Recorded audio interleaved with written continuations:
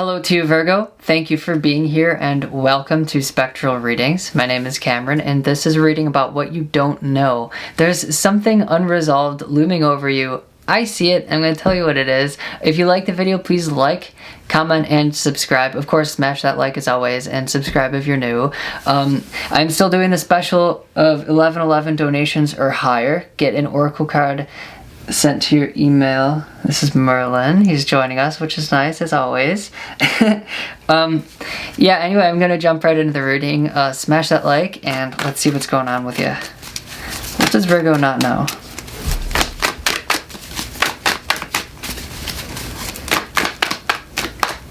Ooh, I'm picking up on anxiety about something. And I think you really want to hear about it. Oh man, let's see. Yeah, okay, the Knight of Swords is here. I'll tell you about this a little deeper in a minute. Yeah, look at this. Nine of Swords. This is the card of anxiety. Ugh, what is this energy? Virgo. I leave you for a few days to celebrate Christmas and you're going through it. What does Virgo not know?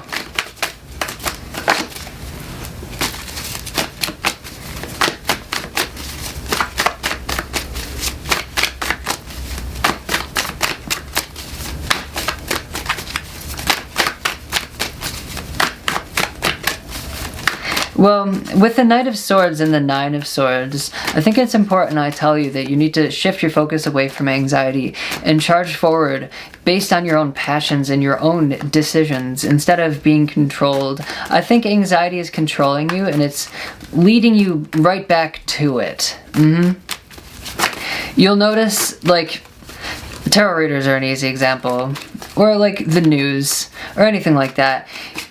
You watch and it's like you're scared the whole time and it's leaving you unresolved, and then at the end of the video, at the end of the news, at the end of the reading, you're like, I need another one, you know, because I still don't know exactly what's going on, right? So unplug from that. You don't need to understand everything about your ex. You don't need to understand exactly what the government's doing at every moment. Unless you're the president, you know, unless it's literally your job and you like your job. Okay, what does Virgo not know? There we go. Yep. There's just a need to turn out and walk away and do something that you're passionate about. Because you literally know enough. You're the Hierophant, right? That's this guy in the cave. It's not just some creepy dude. You know enough and you can set off on your own path, right? And here with the Knight of Swords, there's definitely a need to pull yourself together, but notice how there are two people on this knight. Also, like, there might be if you watch a TV show that, you know, you love, there might be like new episodes coming out soon or something like that. There might be something engaging to look forward to that's like a solitary activity that's coming up for you. And, you know, that's cool. Sometimes we have to live vicariously a little bit. And then the Five of Pentacles came, which is another card about kind of setting off on your own. Five of Pentacles is also a feeling of loss and betrayal, something like that. Like, there's a reason that you need to kind of go off on your own. So, Virgo, what you don't know is that being trapped in indecision and not knowing, that kind of energy is keeping you stuck from being on your own path, for sure. Like, don't worry about it. that's what I'm hearing is don't worry about it. Awesome. So this Knight of Cups. This is a need to kind of just follow your heart. This Death card here is saying, like, yeah, things are gonna change. Changes are happening. This is cool. 2020 is dying. That's, you know, pretty awesome, right? death and rebirth. That's why I personally love the death card, because it's just, you know, things die when they're supposed to die for the most part, you know, whether or not we understand it, right? Ace of Swords is here, which is really, after this death card, this is about you taking a stand for yourself, for sure, and just deciding to up and do something new and fresh. And also, it's like unburdened by all this anxiety that's just like plaguing you, right? The Wheel of Fortune is here, which shows me that it's really your time. There's definitely, it's your time here at the Wheel of Fortune, which is nice. Congratulations. And look at the Six of Wands. It's absolutely your time. And look at these people supporting you. And you know, I have a feeling they're genuine. Perhaps they're cheering you on is really helping you have this victory, or perhaps you're not even aware that people are cheering you on so much, but it's a thing, Virgo. People are happy to see you, and that's awesome. So, geez, unplug from this anxiety energy. If you need more help with that, you can book a personal reading, and I'd be happy to help you, but I'm going to move on here. Let's give you some oracle advice. So something big that I see is energy is coming into you, and you need to be able to hold on to it and to use it effectively. So like if there's a time of day, like let's say the morning after you have coffee or something like that, where you're energized, do something right then. You know, don't just sit around enjoying that you have energy until it's all gone. Do something right then. And cut out other parts of your day, for sure, because there's a need for you to use the blessings wisely that are coming into you. Take advantage of them. Like if you've always wanted to work out, you know, do something like that. If you have a creative project, just take the time and make it happen. You can't really sit around and wait for other people to tell you when it's going to be time for you. You have to decide when it's time for you. That's definitely a message that's coming in. And there's also a message, like imagine like you have your hands cupped, because that's kind of what I see, and there's like this stream of energy coming down into your hands.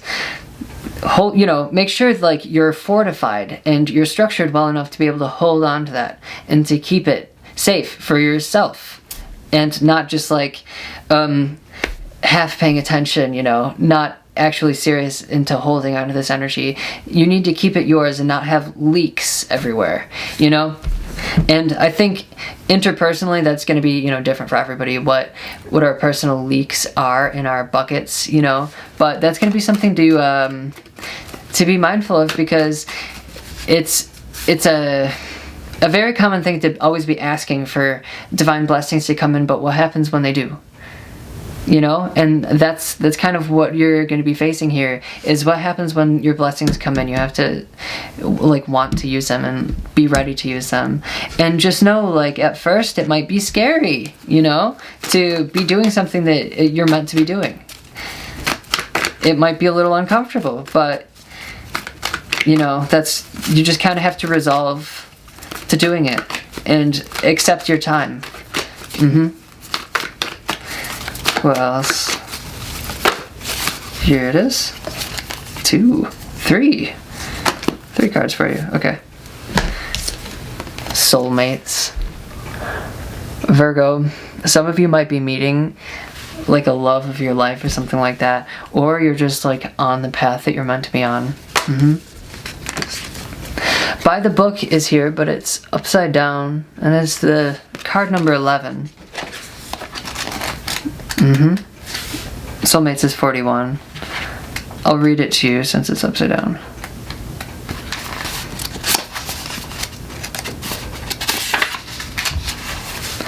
Now is the time for a real change in consciousness, as you are incited to revolt. Challenge the structures that are limiting authentic progress. It is not enough to rebel in small ways. This is a call to revolution. Hopefully YouTube doesn't come at me for this.